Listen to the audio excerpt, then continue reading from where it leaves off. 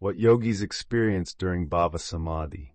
It begins like a soft rising wind in the chest. The breath slows, the body grows still, and something far deeper than thought begins to stir. A presence, a sweetness, a pull toward something higher, vaster, more intimate than any emotion.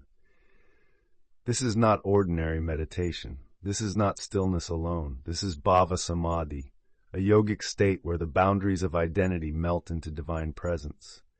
Not imagined, not willed, but fully lived.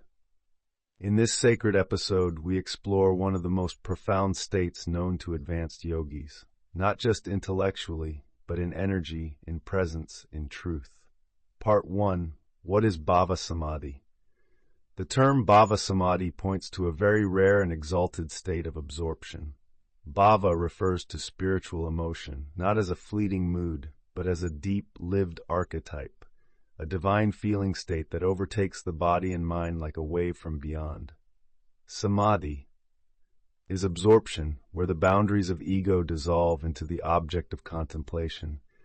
So Bhava Samadhi is not just feeling devotion, it is being possessed by it, taken over by it. In this state, the yogi becomes a vessel. The mind becomes still, not by effort, but by sheer presence. Tears may fall, the body may tremble, the heart may feel as if it is being touched by something otherworldly, but there is no chaos, only surrendered power. Part 2. Entry into the state. Bhava Samadhi usually cannot be induced like other meditations. It comes as grace. It arises when the inner environment is so pure, so open, so humble, that the divine can enter like lightning into an empty vessel. But there are conditions that invite it. Long periods of pure mantra recitation, deep heart-centered chanting, contemplation on the form of the divine, surrender to a living presence, either internal or external. In some yogic traditions, Bhava Samadhi arises spontaneously during devotional singing. In others, it may come after hours of deep absorption into the spiritual heart. However it arrives, it overwhelms the mind, not with confusion, but with clarity. The yogi knows exactly what is happening. The personal self is vanishing, and something far greater is entering. Part 3. The inner sensation of Bhava Samadhi. So what is actually experienced? Let's break it down into levels. 1. Emotional intensity. Not like sadness or happiness, but a surging force of devotional longing or divine joy that floods the nervous system. 2. Altered body state. The breath may stop or become incredibly slow. The body feels weightless or too heavy to move. Tears fall without sorrow. Laughter may rise without cause. The spine tingles. The chest feels cracked open. 3. Loss of ego narration. The inner voice stops. There is no commentary, no comparison, no attempt to manage the experience. Visions or presence. Some yogis feel the presence of a divine being, sometimes taking form, sometimes remaining as radiant light. Others feel a vast field of love so complete it obliterates all seeking. 5. Timelessness.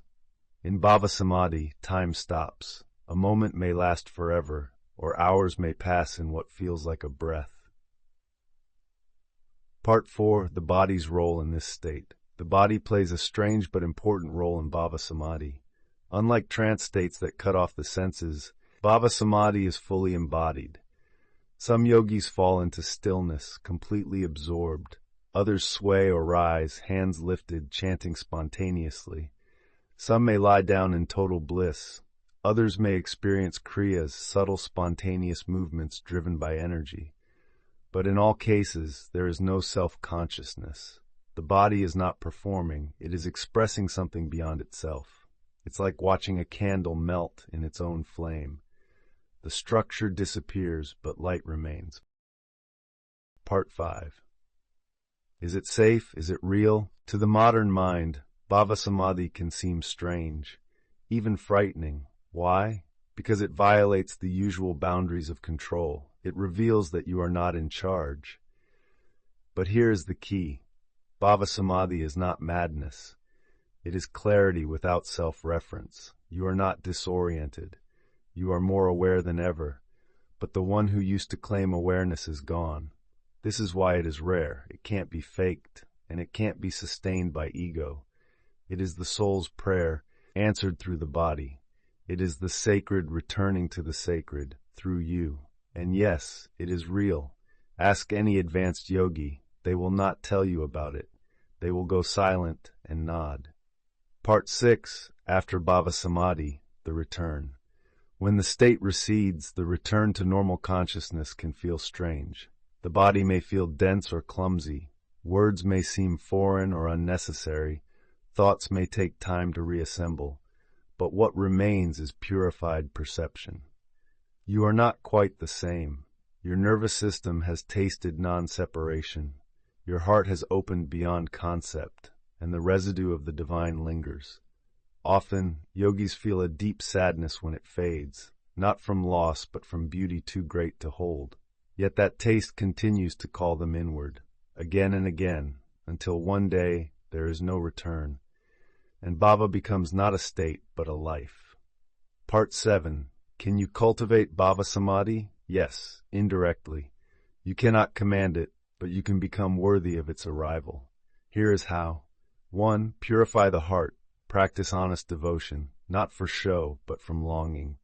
2. Chant with feeling. Mantra and sacred sound open the subtle body more quickly than abstract contemplation.